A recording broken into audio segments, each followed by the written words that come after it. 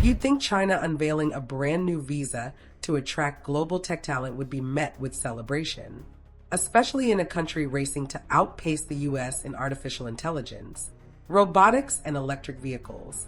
And at a time when the Trump administration has introduced a massive $100,000 one-time H1-B visa fee.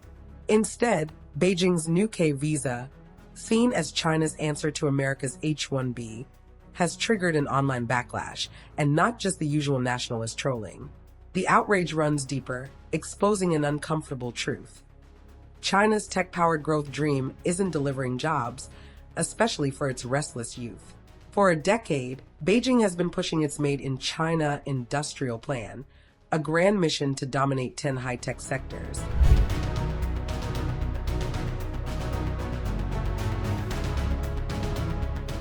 And to some extent, it has worked. January's DeepSeek breakthrough in AI stunned Silicon Valley and sent Chinese stocks soaring.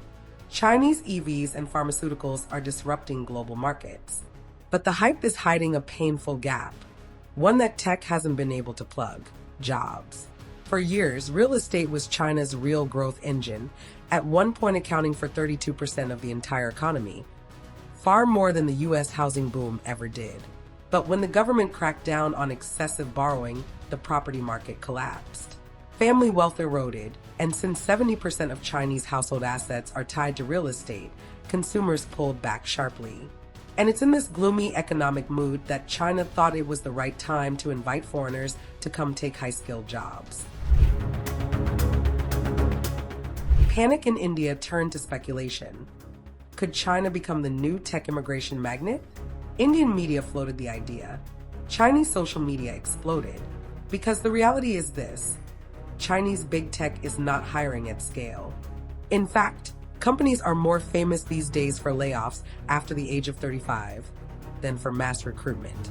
Unlike real estate, tech doesn't create armies of construction workers, sales agents, or retail staff. Even if its GDP share is rising, projected to hit 18% by 2026, its ability to absorb millions of job seekers is limited. So when unemployed or underemployed Chinese graduates are told that foreign workers may soon compete with them, subsidized by a government visa, of course they revolt. Because this isn't about nationalism. It's about survival. The K visa was supposed to position China as the new global innovation destination. Instead, it has become a mirror, reflecting widening cracks in its growth model. And in a country struggling to digest its past success, the future may be harder to engineer than expected.